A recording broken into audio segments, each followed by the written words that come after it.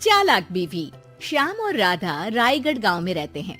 वैसे तो उनके अपने घर में ही 2 वक्त का खाना पूरा नहीं पड़ता, लेकिन फिर भी श्याम हर रोज किसी न किसी नए मेहमान को दोपहर के खाने पर घर ले आता है। एक दिन राधा कहती है, ये क्या है जी, जब आपको पता है कि हमारे पास अपना पेट भरने तक का खाना पूरा नहीं होता, फिर क्यों रोज किसी न किसी नए मेहमान को घर लेकर आ जाते हो? ऐसे तो जिंदगी जीना मुश्किल हो जाएगा। मेहमानों को खिलाना पुण्य का काम होता है, इससे भगवान खुश होते हैं। तुम क्यों उसके बीच में आकर पाप की भागीदारी बन रही हो? दोबारा मेरे सामने ऐसी बात मत करना, समझी? इसी तरह राधा बहुत बार श्याम को समझाने की कोशिश करती है, पर वो हर बार एक ही बात बोलकर उसे चुप करा देता है। इन्हें समझाना तो बेकार है, मुझे ही कोई ऐसी तरकीब सोचनी होगी जिससे मेहमान अपने आप ही यहाँ आना बंद कर दे। राधा तरकीब सोचने में लग जाती है और इसी तरह कुछ दिन बीत जाते हैं। एक सुबह श्याम बिना कुछ बताए जल्दी घर से निकल जाता है और राधा अपने काम में लग जाती है। कुछ घंटों बाद श्याम अपने एक दोस्त के साथ घर वापस आता है। सुनो राधा, आज दोपहर के लिए 3 मेहमानों का खाना बनाकर रखना और याद रखना उनकी खातिर में कोई कमी ना हो। श्याम की बात पर राधा हैरानी से उसकी तरफ देखने लगती है, लेकिन दोस्त के साथ होने की वजह से कुछ बोल नहीं पाती। घर में तो ठीक तरह से 2 लोगों के खाने लायक तक दाल चावल नहीं है और इन्हें मेहमान बुलाने हैं। बस अपना अपना बोलते हैं, दूसरे की तो कभी सुननी ही नहीं है। क्या करूं मैं?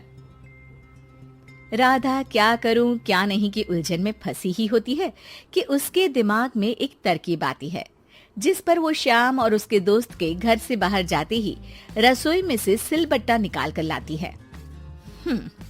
अब मुझे मेरे ये साथी ही इस मुश्किल से बाहर निकालेंगे।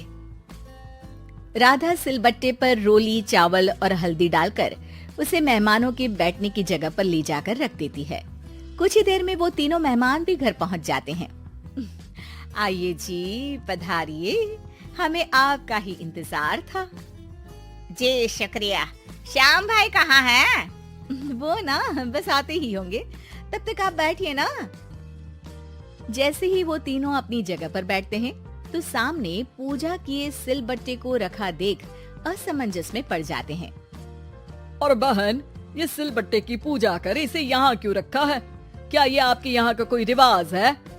अरे नहीं नहीं, वो तो मेरे पति की मन्नत है, इसलिए पूजा की है। हैं? सिलबट्टे पर कैसी मन्नत? मेरे पति ने मन्नत ली है कि वो अपने मेहमानों को खाना परोसने से पहले इस सिलबट्टे से 3 बार उनके सिर पर मारेंगे।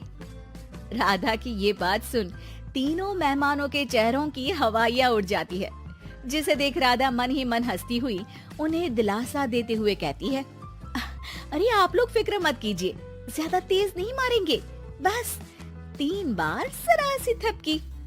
और ये सुनते ही तीनों मेहमान डर से कांपते हुए तुरंत अपनी जगह से उठ खड़े होते हैं। अरे अरे, आप सब उठ क्यों गए?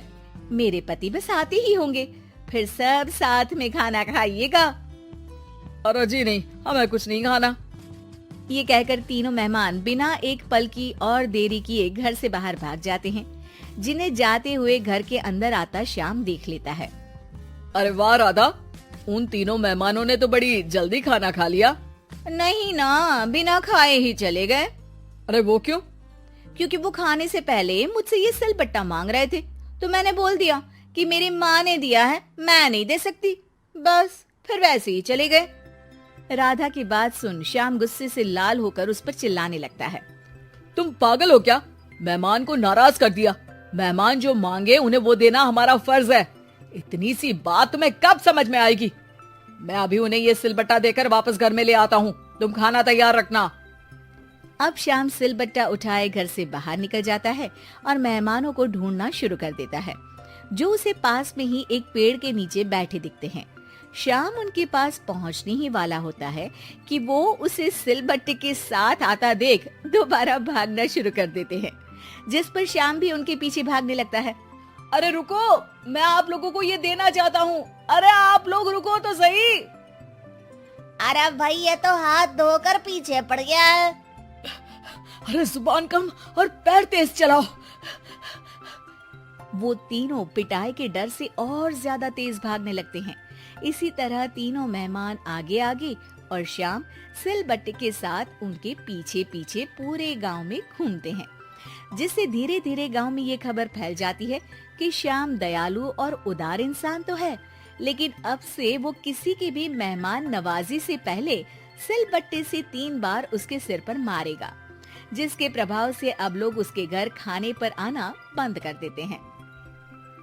मैं तो उन्हें सिलबट्टा देने जा रहा था और लोगों को लगा कि मैं मार रहा हूँ। कितना बड़ा बेवकूफ हूँ। अब मेरी ही वजह से कोई यहाँ खाने पर आने के लिए तैयार नहीं है। इस तरह राधा अपनी होशियारी और सिलबट्टे की मदद से श्याम के मेहमानों वाली आदत से छुटकारा भी पा लेती है और घर की शांति भी भंग नहीं होती। जरूरी नहीं कि हर जंग हथियार से ही लड़ी जाए, कुछ के लिए सिर्फ दिमागी चाल ही काफी होती है। और अगर शांति के साथ अच्छे से दिमाग लगाकर सोचा जाए तो मुश्किल से मुश्किल समस्या का समाधान मिल ही जाता है।